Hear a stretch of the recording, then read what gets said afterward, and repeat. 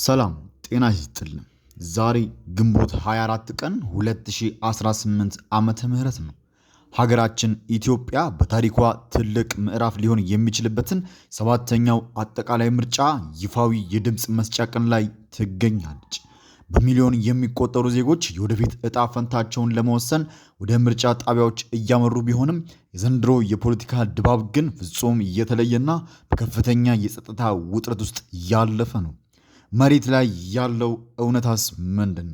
የአማራ ፋኖና የኦሮሞ ነጻነት ጦር የጣሏቸው የተሽከርካሪ እንቅስቃሴ እገዳዎች በምርጫ ሂደት ላይ ምን ያህል ተጽዕኖ እያሳደሩ ነው?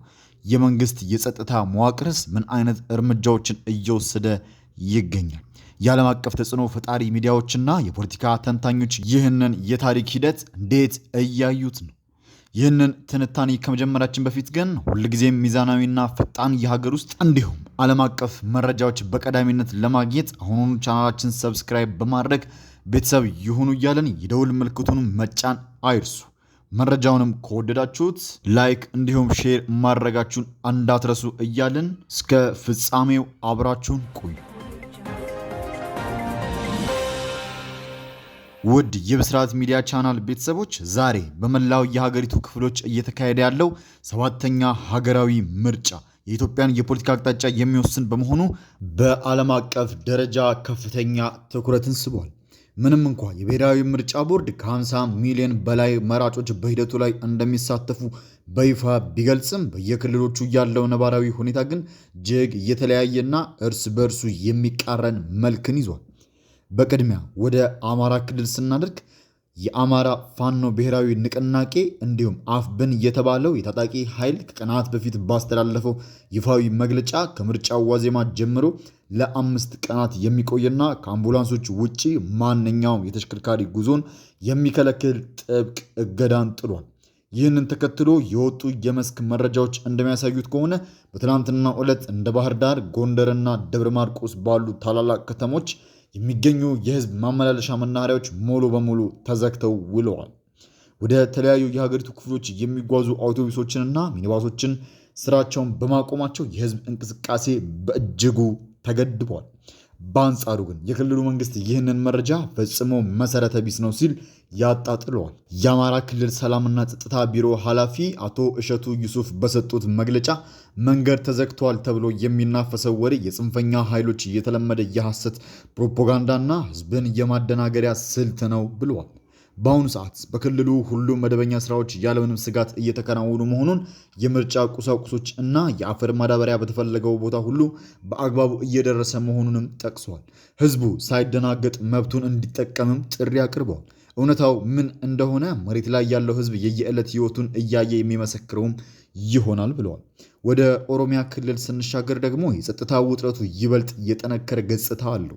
በፓርላማው በሽብርተኝነት የተፈረጀው የኦሮሞ ነጻነት ጦር በመላው ክልሉ የትራንስፖርትና የንግድ እንቅስቃሴዎችን ሙሉ በሙሉ የሚገድብ ትዕዛዝ አስተላልፏል። ቡድኑ ይህ ምርጫ ፍትሐዊና ነፃ ሊሆን አይችልም የሚል አቋም በመያዝ ትዕዛዙን በማያከብሩ አካላት ላይ እርምጃ እንደሚወስድ አስጠንቅቋል። ይህንን ተከትሎ የኦሮሚያ ፖሊስ ኮሚሽን ከፍተኛ የህዝብ ግንኙነት ኃላፊዎች ለመራጮች ሙሉ የደህንነት ዋስትና ማዘጋጀቱን አስታውቀዋል። የመንግስት የጸጥታ መዋቅሮች፣ የመከላከያ ሰራዊትና የክልሉ ልዩ ኃይል በተጠንቀቅ ላይ እንደሚገኙ፣ ህገወጥ ቡድኖች ምርጫውን ለማደናቀፍ የሚያደርጉት ማንኛውንም ሙከራ ለመከላከል ዝግጁ መሆናቸውንም ገልጸዋል። በተለይም ግጭቶች በብዛት በሚስተዋልባቸው ቀጠናዎች ላይ ተጨማሪ የጸጥታ ኃይሎች መሰማራታቸውን ፖሊስ አረጋግጧል። ከነዚህ ሁለት ትላልቅ ክልሎች በተጨማሪ የጋምቤላ ክልልን በተመሳሳይ የጥቃቱ እርምጃ ውስጥ ገብቷል። ጋምቤላ ፖሊስ ኮሚሽን ከእሁድ ምሽት ጀምሮ ለ3 ቀናት ተከታታይ ሆኖ የሚቆይና ሁሉንም አይነት የመንግስት የግልና የባጃጅ ተሽከርካሪዎችን የሚያካትት ጥብቅ የእንቅስቃሴ እገዳ መጣሉን ገልጿል። ምንም እንኳን ፖሊስ በመግለጫው ላይ ስለ ምርጫው በቀጥታ ባይጠቅስም የእገዳው ቀናት ከምርጫው ዋዜማ እስከ ማግስቱ መሆኑን፣ ሂደቱ ሰላማዊ ሆኖ እንዲጠናቀቅ ታስበው የተደረገ መሆኑን በግልጽ ያሳያል። ለመሆኑ ዓለም አቀፍ ተጽዕኖ ፈጣሪ ሚዲያዎች ዛሬ ስለ ኢትዮጵያ ምን እያሉ ነው? የዓለም አቀፉ ማህበረሰብ አይን ዛሬ ሙሉ በሙሉ እኛ ላይ ነው። ብሪታንያው ቢቢሲ በሰራው ዘገባ በጸጥታ ስጋትና በሌሎች ምክንያቶች ምርጫ የማይካሄድባቸው በርካታ የሀገሪቱ አካባቢዎችን ለይቶ በመጥቀስ ምርጫው ለሁሉም አካባቢዎች ተደራሽ አይደለም የሚል ይዘት ያለው ዝርዝር ትንታኔን አቅርቧል።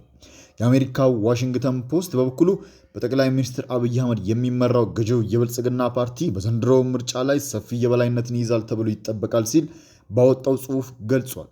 ክሪቲካል ትሪትስ የተባለው ታዋቂ የድረገጽ ትንታኔ ደግሞ ታጣቂ ኃይሎች የትራንስፖርት መንገዶችን በመዝጋት በምርጫው ሂደት ላይ እክልና መስተጓጉል ለመፍጠር እየሞከሩ መሆኑን በሰፊው ዘግቧል። በተጨማሪ ቻታም ሃውስ የተባለው ታዋቂ የለንደን የጥናት ተቋም ባወጣው ጥልቅ ትንታኔ ለኢትዮጵያ ዘላቂ መረጋጋት ካሁን ምርጫ ባሻገር በክልሎች መካከል ያሉ ግጭቶች በዘላቂ ማርገብ የሚችል ሰፊ ሀገራዊ መግባባት ያስፈልጋታል የሚል እይታውን አስፍሯል። ውድ የቻናላችን ቤተሰቦች ዛሬ ግንቦት 24 ቀን በሀገራችን እየተካሄደ ያለው ምርጫና የጸጥታ ውጥረት መሬት ላይ ያለው እውነታ ይህንን ይመስላል።